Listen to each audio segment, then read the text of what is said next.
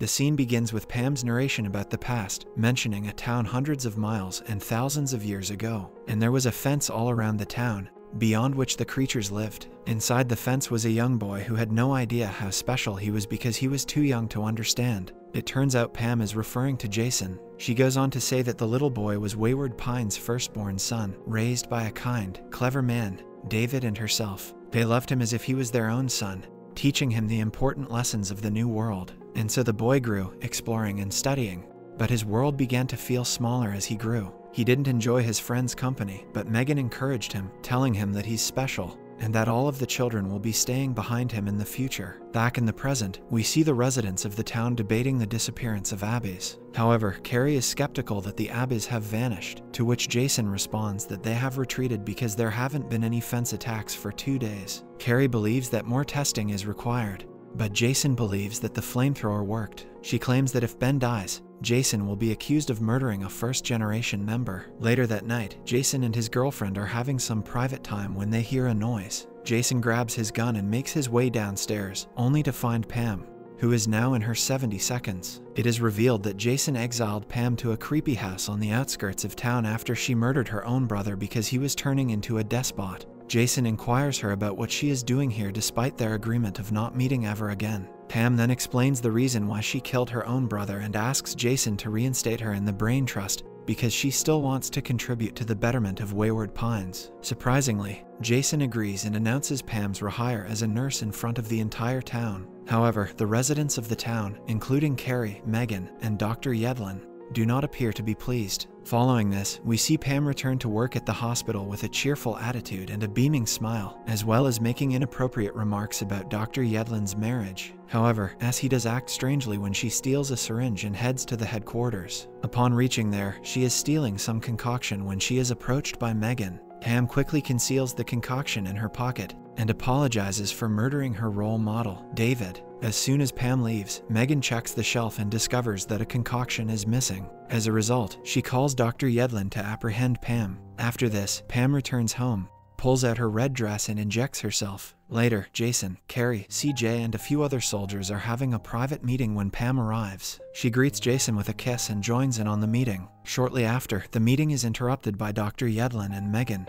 Dr. Yedlin reveals that the concoction she stole contains smallpox, and that she is capable of infecting everyone. Hearing this, Jason asks the guards to take her in custody. As she is apprehended, she admits that this is not the world she wanted to build. She claims that the people are turning against one another, and that even Jason, whom she practically raised, has become a tyrant. She now wants everyone to die and put an end to all of this. She gives him two choices, either to kill her or else she will carry out her plan. Left with no other option, Jason takes her into the woods and unwillingly chokes her to death. On the other hand, Megan is encouraging students of Wayward Pines to begin pairing up from now on because they have to carry on the generations. Meanwhile, Dr. Yedlin, who has come to terms with living in the Wayward Pines, is talking with his wife, sharing with her about his father. He says that he promised to have beer with his father once a week 2 centuries ago. But now, it's all gone. In the next scene, we see Xander, the undercover insurgent who was exiled with Ben and Dr. Yedlin in previous episodes. He regains consciousness and finds himself in a hole in the ground. Following this, he attempts to climb out of the hole. He is almost able to get out of it when an Abby jumps into him, causing him to fall back into the hole. The Abby also jumps into the hole to devour him, but Xander somehow manages to put it in a sleeper hold and squashes its head with a rock, killing it. He then climbs out of the hole and heads to a river in order to satisfy his thirst.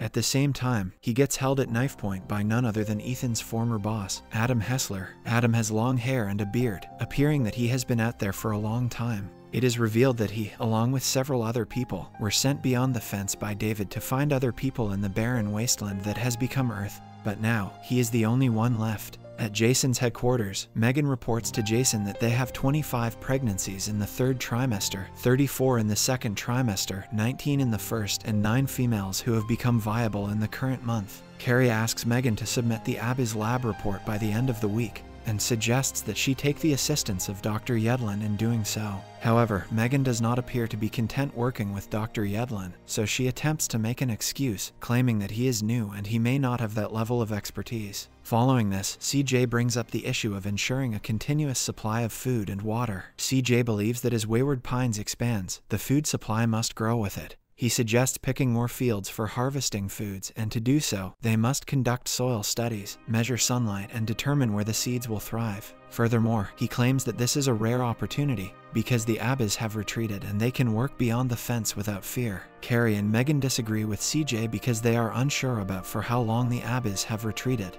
However, Jason is convinced with CJ because food is the most important thing for people to survive, so he decides to work on it. On the other hand, the security guard discovers that Xander and Adam are still alive, so they open the gate and let them in. Following this, Adam is taken to the hospital, where he is treated for his minor injuries by Dr. Yedlin. Dr. Yedlin asks several questions about why he was beyond the fence, how long he stayed there, and so on. However, Adam dismisses all of his questions and claims that the Abbas are their replacements. Apparently, Adam is tormented by years of offing Abbas, and as a result, he is constantly reminded of his dangerous encounters with Abbas, which causes him to be disturbed. He then walks out of the hospital and hobbles around Main Street until he stops seeing Abbas everywhere. A few moments later, he comes across Teresa, who reminds him that Ethan is dead and Ben is missing since he is responsible for sending them into the future as Wayward Pines residents despite knowing it's a hell. Before departing, she claims that her family has gone just because of Adam.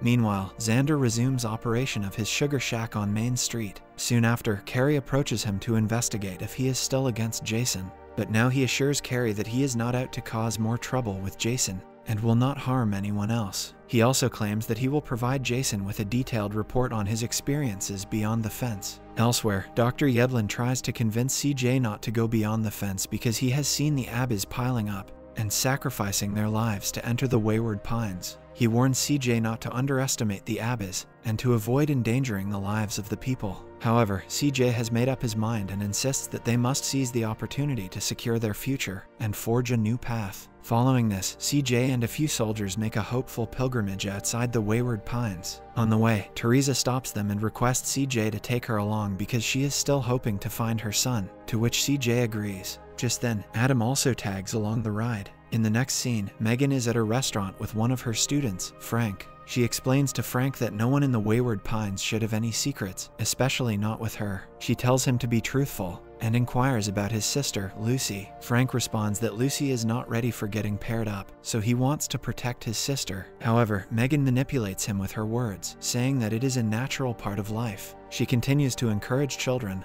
who are not even teenagers, to have babies. It appears that Lucy doesn't want to be a parent just yet, especially after she gets her first period, and begins to worry about having to do womanly things. A few moments later, Megan walks into Rebecca's salon, where Lucy works as Rebecca's assistant. She tries to persuade her to be paired up, but Rebecca notices this and stands for Lucy. Megan claims that every member of the community has a responsibility to ensure the human race's future, and that there may be some failure, which is why they must encourage the first generation to bear children as soon as possible. When Rebecca hears this, she responds that they can still preserve humanity and try to hold on to some at the same time. She also says that it is wrong to ask the children to bear children. After arguing for a while, Megan threatens with reporting her to Jason, but Rebecca doesn't appear to be affected by it. Following this, Rebecca brings Lucy to her place and decides to walk her to school the next day. Upon reaching back home, she informs Yedlin that Lucy will be staying with them for a few days. It is revealed that Lucy's parents were killed during an invasion, and she currently lives in an orphanage with her brother. She also discusses Megan's attempts to coerce the children into giving birth, which disappoints Yedlin.